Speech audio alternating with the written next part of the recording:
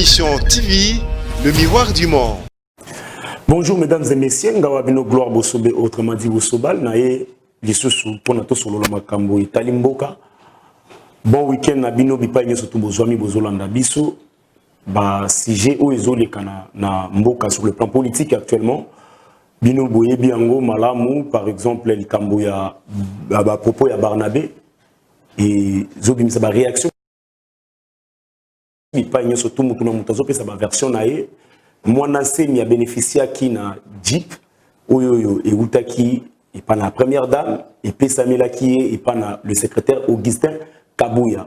Et puis, consultation Nengesili, vous savez comment les choses évoluent dans Mboka Nabiso, Mutu na Mutu, Azope sa version nae, na Lolenge nae. Na Vandaki na moni message écoute, na Tala na moni accusation, il y a Ndeko Mike Mukebay, pour na Yves Bouya. Plus de détails pour Rolandango encore dans l'émission et puis évolution du dossier ce qui est commis wapi to Rolandango na émission. Je ne suis pas seul sur le plateau, je suis avec Merlin oyo ba imbo kabuye bipé azalaka moi mingi nandeko Mike Mukebay analyste politique pe ya malamu ya mboka abo ilandaka ba analyse naye c'est avec lui que tu komeka un peu ko solo la toyeba qu'est-ce qui se passe. Et puis, Makamo, surtout, les autres, on a mis tout le monde. Biso wapi, Kosuka, Biso wapi, c'est l'obango, bah, analyste politique. Je m'en vais directement, à saluer. Bonjour, Ndeko Merlin. Bonjour, Ndeko Gloire. Boni Nzoto, Boni Santé. Nzoto, Zamakashi. En tout cas. Comme il a été, je crois que ma propos, il y a Barnabé, Hollanda qui en d'abord, d'abord, à ma mission télévision. Denga banda qui copie sa version naïe, denga zomoni la makambu, et bien ça qui a problème plus grave encore et que les sous commis dengue yo qui lui en tant que analyser ba propos naïe wana yo en tant qu'analyste politique ozo j'ai déjà on et ça na dengue ya kumone la makambu te so que moni na mboka ba komo tenir ba propos ya bongo et là ce que l'état existe à rater so que l'état doit coexister mutakola mkananda ko nete ya ko menacer l'état tonton tozo ba l'état. L'État, c'est les 100 millions de Congolais. L'idéal, l'idée, la vision de tous les Congolais, tout le monde a un texte à loi. Nos textes interdits. La menace va bien avoir droit atteinte à la sécurité de l'État. Et comment on met ça, moi, je sais ma menace qui a. Ce qui va passer, ce qui va passer, ce qui va passer, j'ai d'ailleurs Kyungu. Alors, il y a Lubumbashi. Les gens comme Barnabé. Question de service à l'État. En heure, demi-heure, service de sécurité, Isa, Wad. Bango kakazo moto embinze mubakangi. Na chala mona na Barnabé na nifai bakang. Isa Barnabé. Oko la nangai. J'ai donc qui m'a menacé de l'eau Barnabé. Isa atteinte à la sécurité de l'État. Il faut pas benga Barnabé to lobite ke bakanga ba boma mais ba to bazana na cha na responsabilité wana faut ba benga ba tuna yo yakina munduki mukolo nini okobima na munduki po ozokanisa sala nini bozana banani po e bandaka logo la théâtre logo la fantique bo fanda mozuna ki sasa pa e banjo beta to kima wapi to vivande ba benga ba expliquer motivation na ye. Ce qui explique que c'est normal. Ba propos nini bino bozo mona penda que no c'est pelisi bino teza bien te. Alobi boye. Yi azaka dogo. D'abord on a dit que c'est faux azaka dogo te tozana ki ça a besoin de information. Na lobi na yo boye. Ba kadogo ezaki ba enfant soldat ba mineur ba 15 ans, 16 ans, moins de 18 ans. O ba yaki na musée. Ba o ba yaki ya mikolo to dobe ngoba pipi yu musada. Oya mikolo d'ailleurs ba majeur to ngo ba PPU yes go so Barnabé so hôtelier ana ba 50 quelque d'âge ana ba 50 d'âge so ki ba longoli 23 ans banana on enseigne lelo azaka dogo donc ni naé bo mettre en doute azaka dans le bina yo personne n'a d'abord ya kozala kadogo parce que on analyser moko personne n'a ya azaka dogo te c'est faux so ka kosi aya kopesa mbula na ye awa awa na mamisho aya na plateau ata wa apesa mbula na ye ala sa carte na ye d'électeur botala ata moins de 50 ans donc or azaka dogo te déjà ayebité que azaka dogo to PPU donc c'est déjà un problème pas na ye mongo ya mi balé Barnabé ngana ye déjà muta RC d'ailleurs en 2003 il y a un plus 4 Ayana nini na ayate batuna eza bafari na biselele bondekane batangufa bamende batamwe mwamba batu bazalina baona RCD baruberwa bamoizi munyagabu batuna ye. Donc contrairement à oya lobi ki akotaki na masasi. Ah nabi na yo ayana masasi te ayana accord ya Gaborone. Et baké na accord Gaborone tina accord comme accord à Saint-Titi. Deuxième propos, c'est qu'il saute. Est-ce que tant que vous avez c'est pélisinga été ça que vous avez comme cadeau, vous avez donné sa vie naïe. Mais menace contre tout un peuple. Kolba ke biso yaki na munduki, to bima wa kaka, mukolo makile ya suka kotanga. Ba na be makile otangeza ya yona mwasi na bana. On nous répondre et puis na EBC ceux qui va bengi, to bite ba kanga eka parce que azozui na présomption d'innocence. Yenda ke ba benga ko expliquer ba propos na so ka ke ko motiver ya monter devant ba instance compétente biso to ko bima na nzela ti ba ko joye bino bana ba kongo la menace biso il nous a menacé mais alobi ke yaki na munduki akobima wa mukolisa sia suke ko beta mukolope kaka makila ya suka mais so monisco yo lingi ke yabima d'abord un type comme ça qui se dit congolais il dit akobima na Congo donc faut pas benga ba tout ne mais c'est toi tu es de quel ba bima na kisasa lobi nzela ba ngoko bima na kisasa za ka moko nzela njili ya aéroport akobima na kisasa pona na zo benga na ye mutazana ntanza na mutaki ya kisangani na originaire à Chop cela qui va na bandu ne so Congo suis répondre attends soki na qui va na bandu na qui suis Congo suis libre au calme originaire à bandu na droit ça qui na bima je suis chez moi au Congo sur la langue na ton abi de l'eau na be vide na mo pour ça la mo bien na Congo état que congolais na revendre na kananga je suis Congo je suis libre c'est la cause me donne ces droits là tant il y a zoloba bino ba faut tombo ya marabato faut tuna rabato et ya lobi robima na kisasa a robima pona na zo bengane kwa kende wa alobi pa na bato yo bazoloba keno bango bato FCC babonga makokende exil babonga makozongisa bango na ninde à répondre bango concernant biloko wana bato wana eza propos eza analyse na ba position d'un parti politique tous les Congolais se reconnaître dans la même parti politique. Il ne peut pas quitter ce terrain-là pour menacer tout un peuple. Il fallait répondre à Kabouya, à Kaboul. Que bino ba peut-être au danger, ba peut-être au exil, au Kendete. Activement la limite politique, c'est ça le problème il y a les politiciens au Congo. C'est ça aussi la bassesse de la classe politique congolaise. Toujours ba bimara na vrai débat. Kabouya il aucun exil. Il y a un rapport de force politique, répond politiquement. Il n'y a pas le but qui a causé na cas normal ba kozonga na eti donc so masasi pe betité ya ovanda na yo nabi na yo tango zo ba masasi zo ba makila ya suka comme ça la atteinte na sécurité à l'état tant to ya kana tando ikene na zo lo ba boza na bato ba lekinga na mayele oui za na bato nga na leki na mayele za na bato to a niveau moko za pe na bato baza ba kongomanité mais bazo ba koyoka pe ngai funa e bana koloba nini c'est ça le problème na koloba nini imaginez-vous tout ça les missions boy un Angolais, un Sud-Africain, Vandazolanda, avec Nako, Abolani Barnabé, il est en train de menacer tout un peuple. Pour quel intérêt? D'abord, toute chose Moutassa à la vie intellectuellement, il faut qu'il y ait intérêt et motivation. Il y a au salon pour quelle motivation, pour quel intérêt? Arobima il a quelle motivation? Il va gagner quoi? Quel est son intérêt? Et pourquoi il peut masser bêta? Troisième propos aux dérangeux encore. Oui, Alobina Félix. Ça Félix a dit mon konzamboka non bana Félix takangaye pour la payer te mutako kangaye c'est la justice même la web ça peut mon konzamboka yokate mon konzamboka zaka mon konzaba oyo balikaraye na balikaraye pourtant donc dans l'élection babi mutu a gagné l'élection a gagné l'élection na maximum de voix ça na ba oba pesa qui était c'est ngala rotina te Félix takangaye wane komi ba règlement des comptes ngana senginde so la lobaki Félix ko mbuma so ngindenge ni wane talier mbuma petit siko yeba no jamini wa lobeli na bina obe wane talier mais ngana lobi à répondre na atteinte sur la sûreté de l'État parce que là sécurité na biso na bana na biso na ba parents na biso na bandiro na biso ça enjeu vous comprenez wane ça rapport de force politique c'est fait mais lui, il ne peut pas quitter ce terrain-là pour venir menacer les autres. Pour qu'on lui avance na yako na village na biso village na ngai kuna na chopo. Ayebi makambo. On a tu le menaces pourquoi? Au menacer, mon affaire, toi, tu le menaces pour quelle motivation, pour quel intérêt? Si vous avez la pierre, toi, si vous avez la corps, ça, la racine, malobana, Lukandenga, au sein, l'amour. C'est ce qui, d'ailleurs, on a chaque fois, le malheur de ces pays, c'est sa classe politique.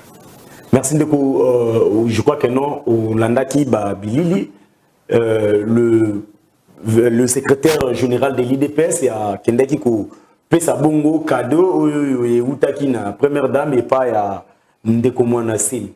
Tango yo tali vidéo ana analyse nini okosala par rapport na yango. Il y a liboso ça cadeau. Ouais. Ça cadeau ba pesi Mwanase. Maintenant il y a tout na ba pesi yango OK. C'est ça qui fait. Abali Saki. C'est un anniversaire à Mwanase. C'est un père spirituel quand même. Mwanase ma père spirituel. Nabina yo. Mwanase ba vanti. Et ce que père spirituel place na zo sambele la batu bazotea. Même Mwanase maintenant la liste est mort on a ba Gédéon Kiungu ba ye ba Barnabé. Bato ba mena pose wa mutu ka fa menacer a menacer république. Net mutu ka wana menacer. Nabina yo. Pour les lots, mon enseigne, Ben derrière, Félix, pas comme un niveau, parce qu'il avait menacé. Il avait menacé. Et c'est lui l'auteur intellectuel à Babylone, il est libre, mais Bato va être adepte de la prison. Et tout le monde comprend. Ces adeptes vont en prison. Mais lui, l'auteur intellectuel, le cerveau moteur, dans la consultation. Voilà l'image du Congo. Les cadeaux à volonté. Dans le Congo, ici, ceux qui ont menacé pouvoir, ou critiquer pouvoir, résulter ça, bah, là où les Congolais souffrent. C'est indécent. Je suis la politique à Congo. Si tu as fait les bokeh, au moni, bah, il y a babi, mon dit, tu as payé ça à mon Québec $5 000. C'est là, il y a un débat. Il y a un débat. Il y a un débat. Les Congolais ont amené quoi? Ces délais, ils ont amené quoi pour les Congolais? Les Congolais souffrent, nos enfants ne payent pas. C'est indécent dans un pays pauvre que les acteurs politiques parlent de l'argent en public. C'est indécent. Les Congolais souffrent. Les Congolais ils ont des solution ba Congolais intérêt na mais là ils ont pris l'argent. C'est ça la question qu'il faut se poser. Ils ont pris l'argent où? Nous souffrons. Mais vous avez des hommes politiques qui sortent de leur maison, ils ont un plateau à télé, 1 million. Ils ont eu ces millions. Et je les promets tous, maintenant nous allons commencer tous à saisir les GF. Oh. Mais oui, parce qu'ils ont l'argent.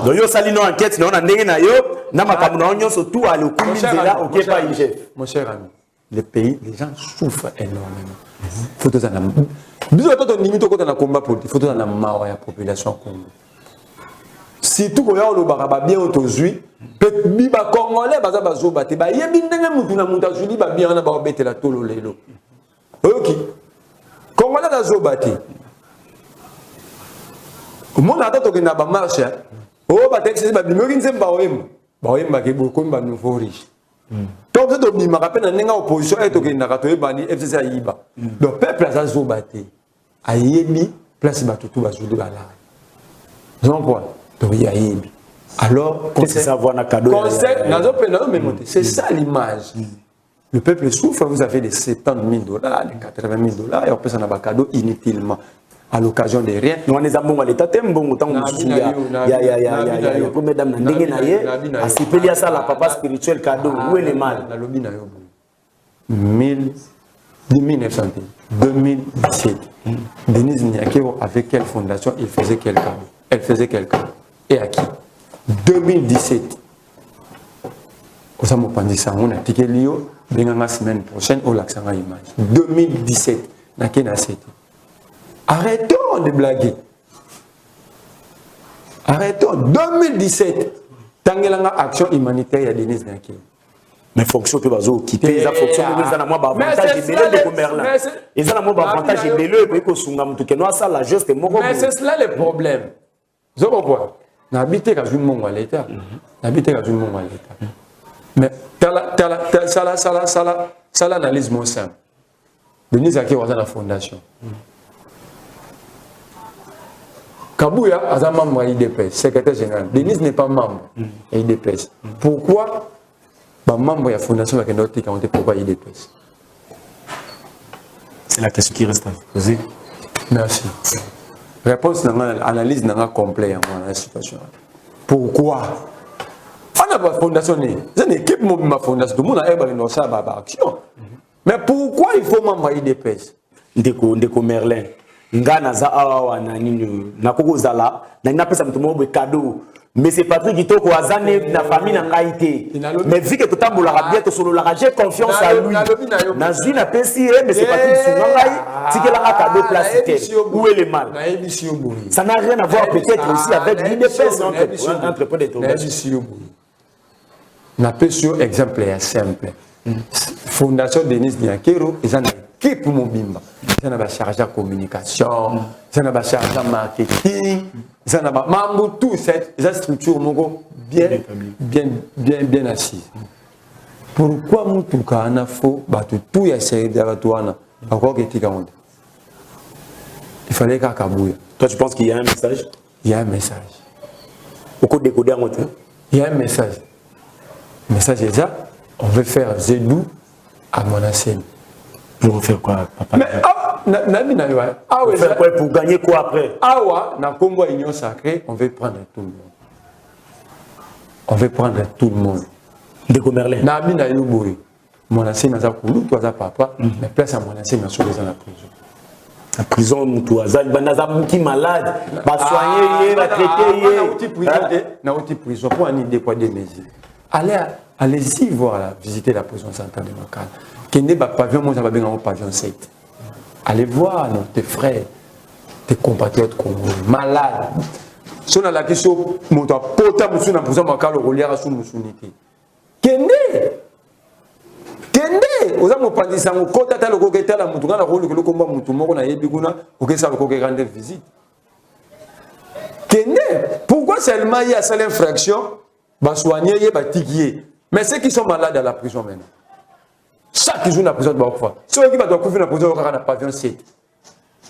Ceux qui vont couvrir la prison 30, 25, 26 dans le pavillon 7.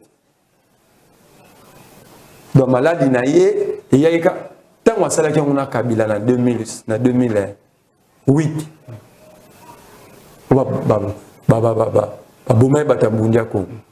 Il était malade, mon ancien était malade.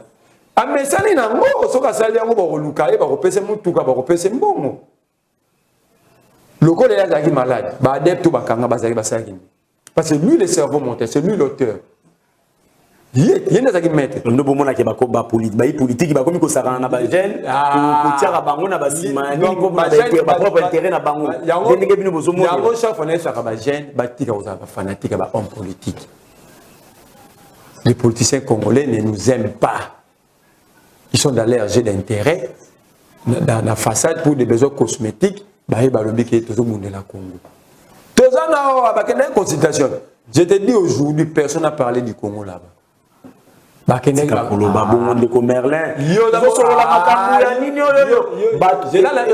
D'abord, pourquoi? Il faut le gouvernement union nationale. Est-ce que d'abord, il raisonne l'Union Mokozamboka organisé une consultation? N'était pas pour le Congo. Félix. Mais comment on le bat? Ce n'est pas les premiers assises de Samina Congo. Toyebi, Kabila c'est une consultation. Mais la question, vous allez défendre la manière. Toyebi n'engé les gars na Congo. Tozano awa. Tozano awa, na roya, na tout nos gloire. Tu as vu. Tu as vu. Comme le gouvernement union nationale. Les indécis, ceux qui n'ont pas réussi à gagner aux élections, à être élus députés, ils vont se retrouver là. Tout ça, on a fait sur un mois, 2 semaines. Je ne sais pas si ça. Il faut remaniement et un gouvernement. Ils sont allés partager les gâteaux. Je te dis, je ne suis pas un prophète des malins, mais je te dis que ceux qui le gouvernement la population relever l'économie nationale na bango kutambola na bango kuvanda na bango kuma kimia yo qui te passé pas ngenge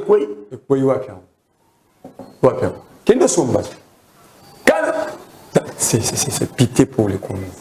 Un ministre sort de son bureau, à Béni Bapanzi Sango, avec le 23 novembre, pour bandeter un passeport. Après, si peine après. Et comme le 23, ils ont été abîmés sur le bal. Quoi, son ils ont raté. Pour nous, si ça la raison de ma politique, comme on est bakata. Il y a des problèmes d'harmonisation. Donc, vous n'étiez pas encore prêts, mais vous pouvez annoncer. C'est de l'amateurisme. Cette question, il ne faut même pas en parler, c'est de l'amateurisme. C'est de l'amateurisme. Un ministre sera bimi.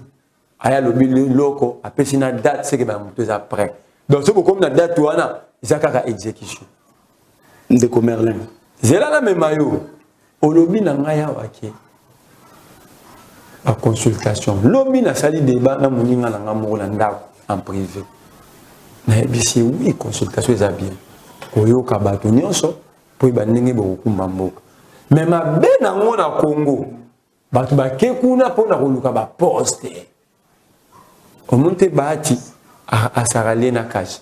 Omoni teke katumbi ayi. Omoni teke bemba ayi. Sor na ngo oyeba ngote po président ya roya lo bama munenga yokeli bato. Zela na mise en pratique. Ya ba résolution. Donc comprendre que tel a comme ministre, tel a comme boy, tel a comme bodé dans tout non. So ils ont un intérêt pour peuple les amabina yo. Tant on fait le temps va gagner à pouvoir. On ne vient pas au pouvoir seul. Félix Faraz en a battu. Et puis d'aider. Tant que vous avez pour Ayoka Badou. N'a pas bandé aux âmes abétées. Mais nous avons un monde qui est intérêt à peuple dans 4 années au Bimate. Par exemple, le Loba Nasali, tout le trimestre est mobile. Banaba Otangate. Banaba Otangate. Personne n'en parle. C'est là, il y a un sérieux. Il y a sérieux. Bana na biso ya yo ya ngai baleki na biso bazotanga te. Ça fait 3 mois, septembre, octobre, bazonga en octobre, octobre, novembre yango to kota décembre ba okene premier trimestre c'est aussi là bana ba otanga te. Vous allez les récupérer comment kabakala ngo bazolo ba yango wana nde il faut consultation salama pour na décanter la situation wana ils ont qualité. Tant que le dépassement budgétaire est à la présidence, il y a un monté pour ça. Ah, tout solo là, nous avons fait des missions. La ministre budget est si bateau tout bon mission, on peut ça bango et ça été. FCC nous répété on dirige. On dirige par un peuple à ça c'est pas faible. Tant que le passeport est quitté, nous avons $9 nous payons le 20 ans, fatigué d'être. Tant que bloqué, il y a FCC. Donc, il y a un blocage qui est s'il y a blocage, il faut que Félix na FCC. Les deux, Kabila na Félix. Kabila na Félix. La gestion Kabila, c'est Kabila. Mais le blocage, c'est Kabila Félix. On peut soutenir Félix dans le combat et l'affaiblissement de Kabila, mais nous devons aussi être capables de lui dire la vérité. Pour que l'estimation aille changer. Blocage de Kabila na Félix. Kabila na Félix. Parce que leur accord de gestion, de gouvernance est assis sur aucun programme. Donc, pour la consultation, tous les lois marambo, il y a malambo. Dès la lobité, il y a lois malambo, il y a malambo. Ça n'a été mon rôle. Il y a la pessime mécanisme. Il y a des classes politiques à Congo. Bon, ben à bango sur la mamboka, tu vas comme kuna, par contre sur la mamba poste. Et je sens déjà, dans mes formations, dans la zone, toujours qu'il y a la même voie. Qu'il y aura un gouvernement d'union nationale pour faire quoi? L'union nationale, il y a gouvernance, parce que là, on a cas de crise. Ah, crise amis. Crise entre des alliés. Des alliés. De Merlin, je crois que non, toujours qui est déjà malin, mais dans ce cas, tant aux hommes dans la situation de Vital Kamerhe, est-ce que aux hommes le bilanini attaque analyste politique, il peut aux hommes ça va imbo kanini pour la situation de Vital. Mon aki ministre la justice a gagné côté à la haie. Ayoka qui peut alobaki, yemuka alobaki situation na eza malamu na lobaka yango awa bato benga yinga balobi na ngame yimta kangisa kiyo. Te soki mutakangisi ngai pour na bitumba ya politique. Na lobi te que lobi na comme ennemi ne tona bomai. Eza ka humanitaire. Eza ka humanitaire, eza malamu te. moto akufa kaka po asalaki biso mabe tokoki mpe kosoigne ye toluki lobiko na ye atike na bomoi mais tolandeli ye na makambo ya biso po soki akufi tokoganye eloko te soki mpe aza vivant soki utu aza vivant tokorécupere biloko na biso soki akufi tokorécupere onde po toyokaki na prochaine babaki basimba babiloko na ye makendaki na appel mona basimba yango eza te mais soki lelo akufi awa bakosimba onde totika ye akende kozwa traitement. Mais c'est aussi un appel à la classe politique, à la classe dirigeante. Au moment où les caméras béni tout le monde qui soit traitement libanda. Ça démontre le niveau de notre système sanitaire. C'est bon de que tu n'as pas dit un message côté concernant l'actisation. Il y a des communs qui m'ont bino ba obozala naye bino ba obozala tout le temps naye likambo ya bango na lekyo ya Yves Buya bakoki ko arranger ngwa l'amiable te il faut comme na télévision na famille boye na boye kofunda na ezo mema biso wapi nazo ya no la yo liboso na lobby afana na za ko loba il faut so boza ba konzi il faut travailler pour la République être dirigeant eza kozala na motema o babaka l'oubli de soi na mibosa ni na sale la bato au moins le camere to comme loba akene zo traitement libanda mais ça là ba congolais belé ba na ba moyen te et sur l'accès niveau ya système sanitaire na biso to c'est to mibo ki ba l'hôpital hôtel ba hôpital to za na moto tele ngo matériel à solo te po akonzi ba beka yeso ka beli na ye a kozwa na ye pepo akene ko zo traitement parce que camera comme la difficulté moi je vais pour être pas au kangama moi pas que ce traitement libanda exact au monde pas to kutani et na sengi na yebisi ba continuer sur mboko ba na obazo kanisa lobby ba diriger lité ya yangwana toto mboka pour ce que belinga ipe na zo traitement na ngala zala à partir ya awa na yeba ko mibongisa malamu na yeba ko mi pesa traitement ko mi pesa traitement ya bien à partir ya awa sikoyo na likambo ya Yves Buya na mukeba ya liboso nazo lingokota makambo na mingi te nazo lingokota ngote pongai nazo ni moto parti ka pini ni moto ya parti ya muziki mais soki na lobi na yanula na koyanula obo eza malamu te ko yaka na tando ike pour le bakamambo lokuta non na lobi mambo lokuta nazo kende eza malamu te na to ko ba loko moko bato ba ko landa biso eza na ebele ba ko s'inspirer na biso atala bia na linga Ibu ya nenga loba na linga ka Merlin fu nenga loba na linga ka nenga kanisa na linga ka mukeba nenga kanisa ko eza malamu te biso bato ba to za bongo to bandi ko yana etando ike to ko makosa to banda kokosa la rabato makam to pesa image ya mabe na bana na biso na bande ko na biso na ba obalanga biso Yves Buya aye alobi bakendaka 4 kozwa $5,000 par muzitu na kombo ya mpoma mkeba ya kufilaki mambo amitangi dido za mwangana 4e wana tangaki abosani ke ntango mama mkeba ya kufaki dido za mwangana zaki détenu na année salaka 11 mois na année et témoin ya solo za yemoko Yves Buya yemoko mudabi histoire bien koleka na ngai ya mibale témoin makasi ba chiffre za pa Georges Kapiamba po mokolodi do za mwangana bimaka na bolo na année asala conférence de presse na mukuse mukeba ya zombongo te na pas mukebe pas muzitu ata $5,000 te mais bénéfice ata mbongo pour na contribution ya muzitu mukeba ya zoati via mukeba ina muzitu place ba ebana na ebite o nazolo répondre na o Yves Buya lobaki eza lokuta pour déjà témoin atangi o bazaki ne azalaki te si ko répond à plainte donc ba fondé Yves Buya na justice a même na corporation na c'est ça na c'est essentiel c'est vraiment important ngai na mon Keba été c'est mon Keba qui a été lésé par les mensonges a estimé que a même na tribunal ya ba journaliste ba otinda Yves Buya na bolo côté ba kosala sokoni nité ba koyoka e soki aza akosaki ya solo ba pesi sanction ya ba journaliste et la société les sociétés sont organisées La société est organisée par Dr. Kouyate Moutalobake. Ayabano Kosa. Puis, même le plus grand problème ici, c'est Adolphe Mouzito. Mais parce que Masson, j'ai sami la combo naïe.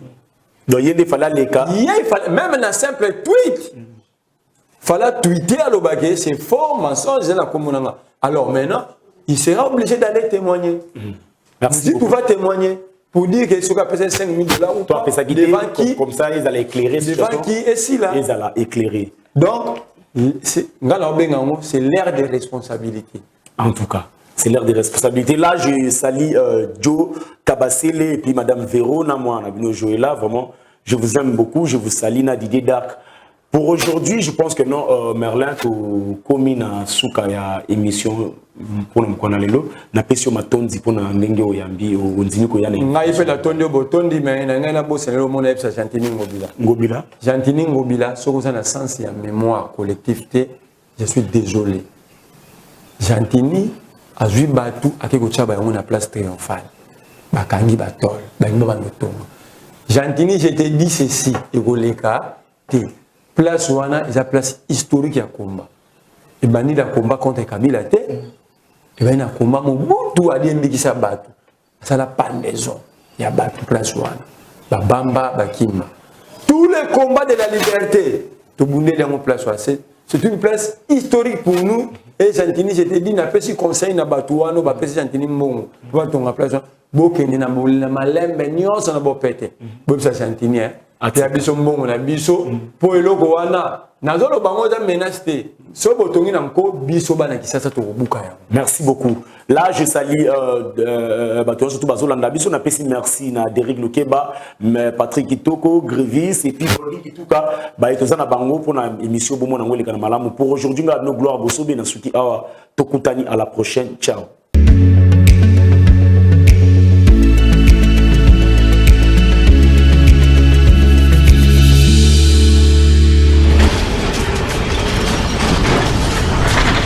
Ma Mission TV, le miroir du monde.